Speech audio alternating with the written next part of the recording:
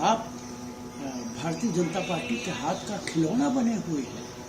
आप किस तरीके से एक महीने के अंदर ये कर सकते हैं? सबसे पहले प्रधानमंत्री नरेंद्र मोदी और अमित शाह अपना बर्थ सर्टिफिकेट दिखाएं पूरे देश को। केमिस्ट्री कॉर्पोरेशन के अंदर उनके पास सर्टिफिकेट मौजूद है, उसके बाद किसी दूसरे से सर्टिफिकेट मांगे।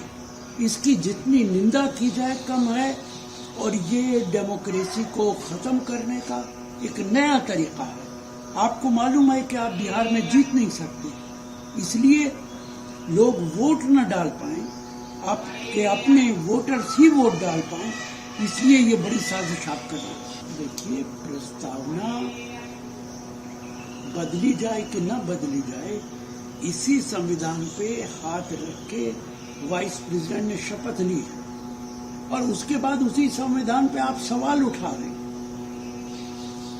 सेकुलरिज्म और सोशलिज्म कॉन्स्टिट्यूशन की रूह है।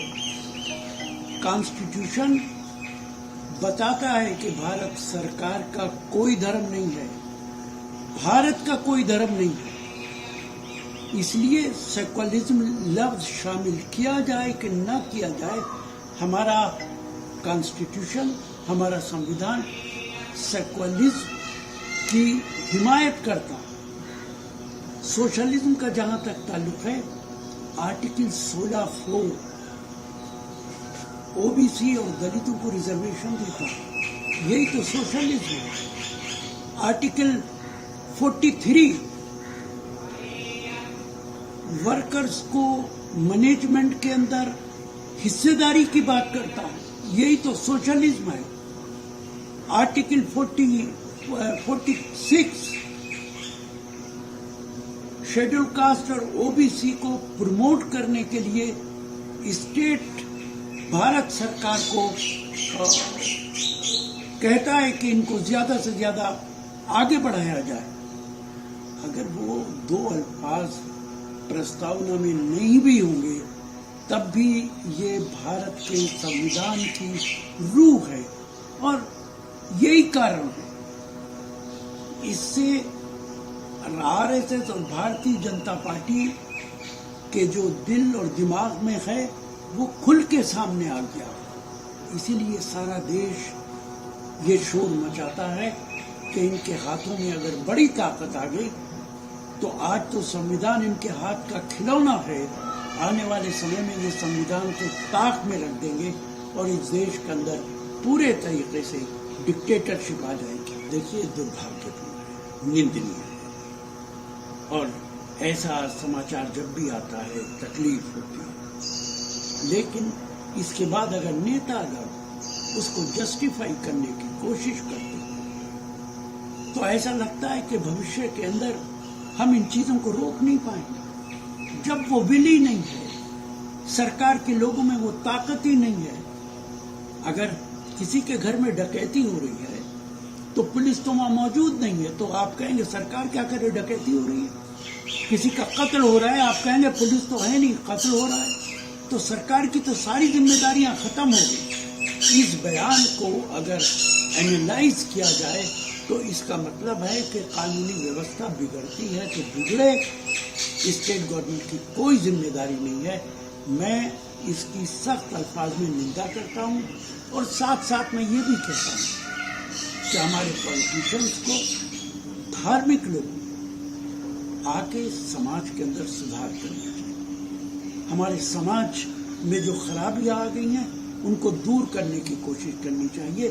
परेशानी ये है कि राजनीतिज्ञ धर्म की बात करने लगे और धार्मिक लोग राजनीति की बात करने लगे, अपनी अपनी जिम्मेदारी कोई नहीं निभा रहा है। देखिए, जो लोग सत्ता में नहीं है इसी तरीके के बयान देते हैं, लेकिन ये बात सही है कि दिल्ली के अंदर दिल्ली की जनता भारतीय जनता पार्टी से आजिज आ चुकी है। ऐसा सोचा भी नहीं था कि गरीब लोगों को उजाड़ना भारतीय जनता पार्टी की सरकार का उद्देश्य बन जाए।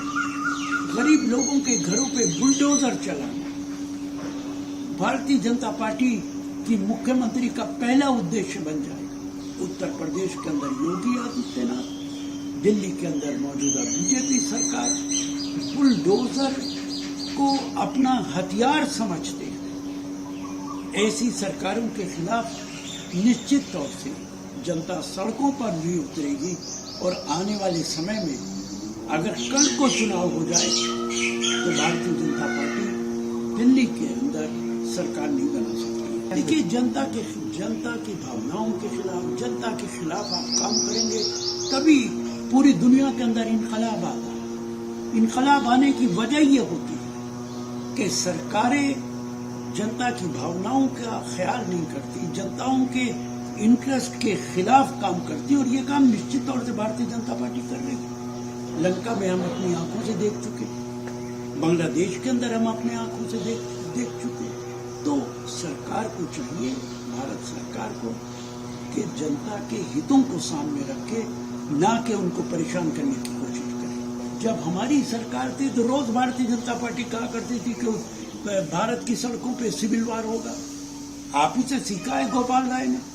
आप जिस तरीके के बयानात देते थे, अब गोपाल राय भी इस तरीके के बयानात दे रहे हैं। तो पहले अपने गिरेबान को झांक के देखिए। बड़ी देर में उनको ये बात समझ में आई है कि कांग्रेस बुरी पार्टी है। कांग्रेस के साथ मिलकर फिर आपने चुनाव क्यों लड़ा? आपने तो कांग्रेस के साथ मिलकर दिल्ली के अंदर चुनाव लड़ा है। आप अपनी हरकतों की वजह से दिल्ली के अंदर हारे हैं। कांग्रेस पर यह इल्जाम लगाना कि भारतीय जनता पार्टी के साथ मिलकर चुनाव लड़ी है, इसकी जितनी निंदा की जाए इतना कम है।